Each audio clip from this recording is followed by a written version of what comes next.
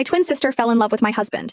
With the help of my family, she killed me. She mimicked my appearance, settling demurely on my bed, waiting for my husband to join her. My parents also hoped she would share a harmonious and fruitful marriage with my husband, blessed with many children. My husband pushed open the door, and my sister, her face flushed, stepped forward to help him undress. She had no idea that the man standing before her was far more terrifying than she could ever be. I floated in the air, watching Caspian push open the door. His battle armor was stained with blood and dust. 2 months apart, he looked a little thinner, but also more imposing. My sister, Alara Sterling, nervously clutched her dress, then steeled herself and rose from the bed, approaching Caspian. She spoke softly. "My lord, let me help you undress and bathe." Her voice was almost identical to mine. Caspian removed his armor and opened his arms. Alara's face flushed, and her soft, delicate hands reached for his belt. She wasn't naturally fair-skinned, but to match my complexion, she had taken whitening potions daily for 2 years and avoided the sun completely. In the end, she became as fair as I was. Not just my voice and skin, but she had perfectly mimicked my expressions and gestures too. Caspian looked down at her. "Did you change your perfume?" Alara paused, then softly replied, "Yes, my lord." "How do you find this scent?" Caspian frowned. "It's too strong. Not as good as the one you used before. Change it back." Alara quickly said, "Yes, my lord." Caspian turned and walked towards the bath.